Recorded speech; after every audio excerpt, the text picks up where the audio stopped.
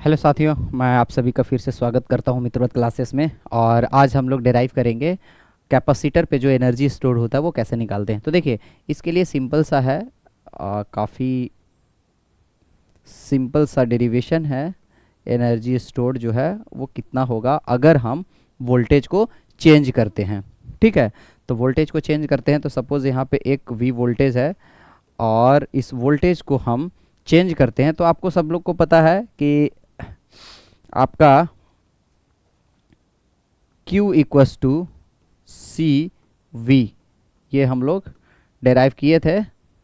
ठीक है, यहाँ तक तो सबको पता है। अभी हम लोग क्या करते हैं, सपोज इस वोल्टेज को थोड़ा सा चेंज कर लो। अभी 5 वोल्ट था, उसको 6 वोल्ट कर देते हैं। तो 6 वोल्ट करेंगे तो क्या होगा, ये चार्ज भी यहाँ चार्ज एकुमुलेशन बढ़ेगा। आपको बताए थे कि जैसे जैसे इस वोल्टेज को चेंज कीजिए यहाँ चार्ज एकुमुलेशन बढ़ते जाएगा।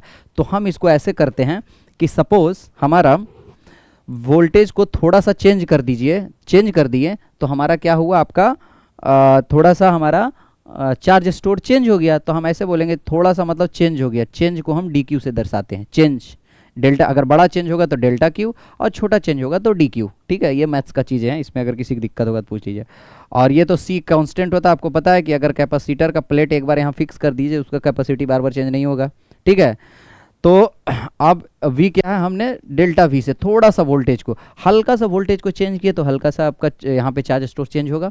ठीक है, इसमें कोई इशू नहीं है। अब नेक्स्ट क्या है इसमें कि अब वोल्टेज सबको पता है। वोल्टेज क्या होता है, voltage is work done per unit charge. बहुत पढ़े हैं हम लोग। Voltage is nothing but work done per unit charge, और work done is nothing but energy. यही निकालना है हमको। तो यहाँ से देखते हैं हम लोग, इसको भी डिफरेंशियल वैल्यू में लिखते हैं। C और dV क्या हो जाएगा, देखिए V अगर W बाई क्यू है तो dV हो जाएगा dW बाई क्यू। ठीक है, means small work done in bringing a charge from here to here. ठीक है, यहाँ तक हो गया। अब इसमें कुछ नहीं है, आपको dW निकालना है। W ही होता है एनर्जी। तो कैसे होगा, यहाँ से हम निकाल सकते हैं dW को एक साइड कर दीजिए, बाकी को एक साइड, तो 1/c और ये हो जाएगा Q इंटू डी क्यू।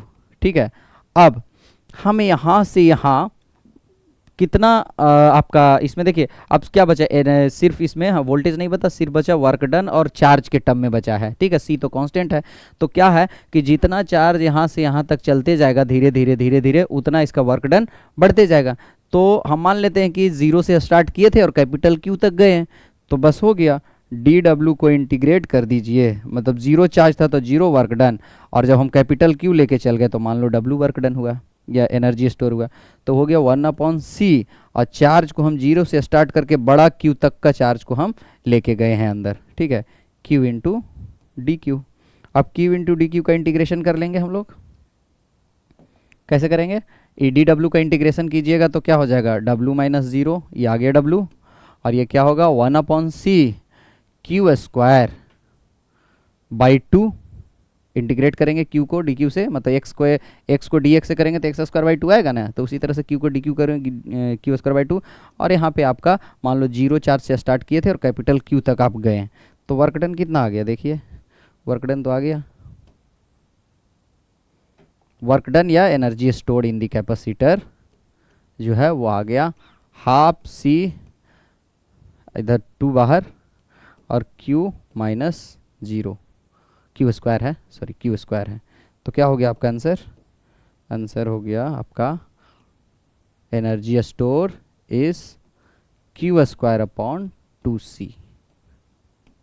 ठीक है, अब Q स्क्वायर अपॉन 2C आ गया एनर्जी स्टोर। अब इसको आप चेंज भी कर सकते हैं, कैसे, क्योंकि Q equals to C V हमारे पास फॉर्मूला है, Q equals to C V. अब कोई चाहता कि नहीं हम इसको वोल्टेज के टर्म में याद रखें, तो वहाँ से भी एनर्जी निकल जाएगा। एनर्जी जस्ट रख दीजिए, Q को रख दीजिए C इंटू वी, Q को, तो C square into V square, square था तो स्क्वायर हो गया 2 इंटू C, एक C से एक C कैंसिल।